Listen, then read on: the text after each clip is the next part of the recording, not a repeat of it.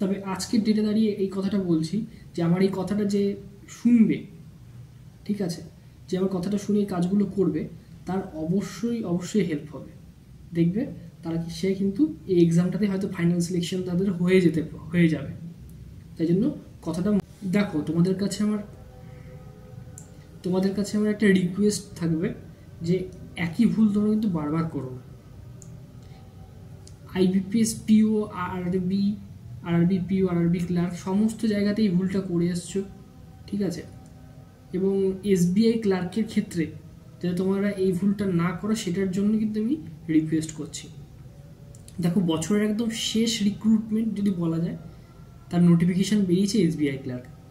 SBI ক্লার্কের যদি তোমরা নোটিফিকেশানটা ভালো করে দেখো তাহলে দেখতে পাবে মোটামুটি সমস্ত রিজিয়নে, ঠিক আছে, তুমি যেখান থেকেই ফর্ম ফিল আপ করো না কেন, যে কোনো স্টেট থেকে ফর্ম ফিল আপ করো না কেন, তোমার কিন্তু প্রতিটা স্টেটে কিন্তু খুব ভালো রকমের ভ্যাকান্সি রয়েছে। আমরা যদি ওয়েস্ট বেঙ্গলের দিকটাতে দেখি, ওয়েস্ট বেঙ্গলেও কিন্তু ভালো রকম ভ্যাকান্সি আছে। তো এই ভ্যাকান্সিটাকে যদি তোমরা কাজে লাগাতে পারো তাহলে কিন্তু তোমাদের একটা ফাইনাল সিলেকশনের জায়গা তৈরি হবে। এই অপরচুনিটিকে কাজে লাগাও। তাই বলবো, তা আবার আমি রিকোয়েস্ট করবো তোমাদের কাছে যে তোমরা এর আগে আরআরবির জন্য বলো, আইবিএস পিওর জন্য বলো বা আইবিএস ক্লার্কের জন্য বলো, যে ভুলগুলো করে এসছো সেই ভুলগুলোর কিন্তু রিপিটেশন করো না, ঠিক আছে। আইবিএস পিওতে যে ভুলটা সব থেকে বেশি করেছে সবাই, সেটা হচ্ছে প্রিলিমিনারি প্রিপারেশান তো হয়েছে, প্রিলিমিনারি তো পরীক্ষা পাস করে গেছে, কিন্তু মেন্সের প্রিপারেশানটা আগে থেকে নেয়নি বলে মেন্সটা ঠিক করে পরীক্ষা দিতে পারেনি, মেন্সটা ঠিকঠাকভাবে প্রিপারেশনই হয়নি, কিন্তু দেখা গেছে যে প্রিলিমিনারিটা পাস করে গেছে। তখন কিন্তু খুবই সমস্যায় পড়েছে তারা, ঠিক আছে। এই ভুলটা যাতে তোমরা না করো, এই ভুলের রিপিটেশন যাতে না হয়, আমি সেই জন্য বারবার ওয়ার্ন করছি তোমাদের। আমি বলবো যে ডে 1 থেকে, যখন থেকে তুমি দেখলে নোটিফিকেশান চলে এসছে, তখন থেকে তুমি দেখতে পাচ্ছ যে মোটামুটিভাবে একটা আইডিয়া করা যাচ্ছে যে ফেব্রুয়ারি মাস নাগাদ, 2025 সালের ফেব্রুয়ারি মাস নাগাদ প্রিলিমিনারি এক্সামিনেশন হবে।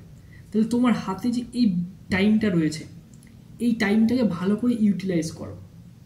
তাই জন্য একদম প্রথম থেকেই তুমি প্রিলিমিনারি প্রিপারেশান যেমন নিচ্ছ না, সাথে মেন্সের জন্য প্র্যাকটিস করো।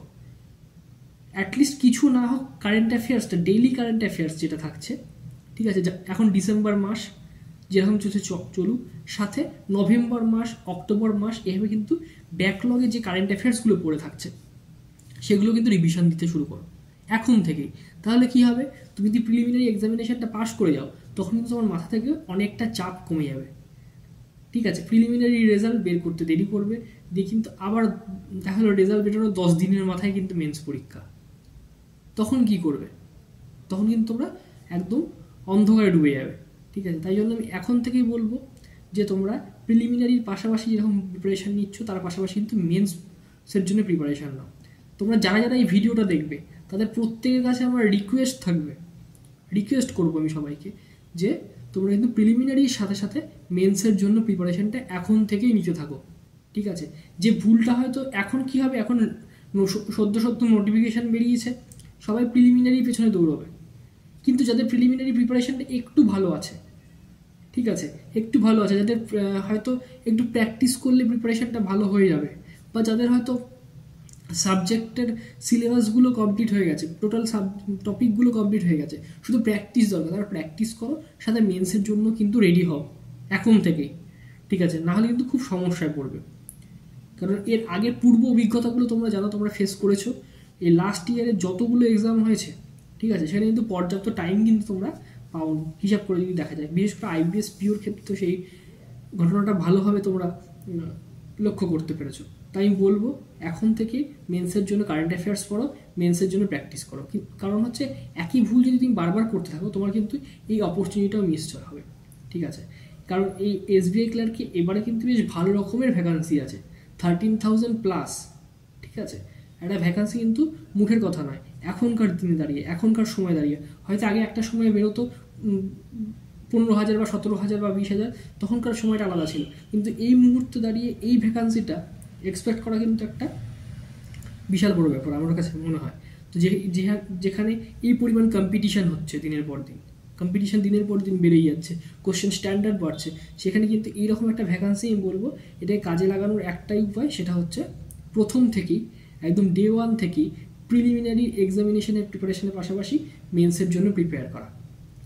তবে আজকের ডেটে দাঁড়িয়ে আমি একটা কথা বলবো, এই কথাটা আমি যে কথাগুলো বললাম এই কথাগুলো শুনে যারা কাজে লাগাতে পারবে তাদের কিন্তু কাজে দেবে, তাদের কিন্তু ভালো কিছু একটা হবে, ঠিক আছে? এটা মাথায় রেখো।